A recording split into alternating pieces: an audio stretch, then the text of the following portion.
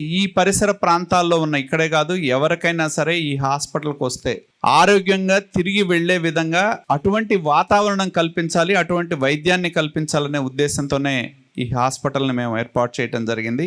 6 సంవత్సరాల వార్షికోత్సవ సందర్భంగా మేము అనుకున్నది సాధించామని చెప్పగలను. ఇంకా చేయవలసింది చాలా ఉంది. ప్రజలకి మెరుగైన వైద్యాన్ని అందించి ఇక్కడ ఆరోగ్యశ్రీ కింద కూడా మరి చాలా మంది పేషెంట్స్ని ట్రీట్ చేయడం జరుగుతుంది. అలాగే ఎంతో మంది సామాజిక దృక్పథం కలిగిన డాక్టర్లు కూడా ఇక్కడికి వచ్చి వైద్యం చేస్తా ఉన్న సందర్భాన్ని మరి డాక్టర్ జగదీష్ గారు లాంటి వారు బర్డ్లో చేసి తర్వాత ద్వారకా తిరుమల ట్రస్ట్లో పనిచేసి ఇవాళ ఆయన ఇక్కడికి వచ్చి మన సర్జరీస్ చేస్తా ఉన్నారు. గుంటూరు పట్టణంలో ప్రముఖ డాక్టర్లైన ఆవుల్ శ్రీనివాస్ గారు కావచ్చు, శివరామకృష్ణ గారు లాంటి వాళ్ళు, ఇటువంటి వాళ్ళందరూ కూడా ఈ హాస్పిటల్ ద్వారా వాళ్ళకి మరి డయాలసిస్ సంబంధించిన ట్రీట్మెంట్లు కానీ, కిడ్నీ ట్రీట్మెంట్లు కానీ ఇవ్వటానికి వాళ్ళు మాకు ఎప్పుడు కూడా వారి యొక్క సహకారాన్ని అందించడం జరుగుతుంది.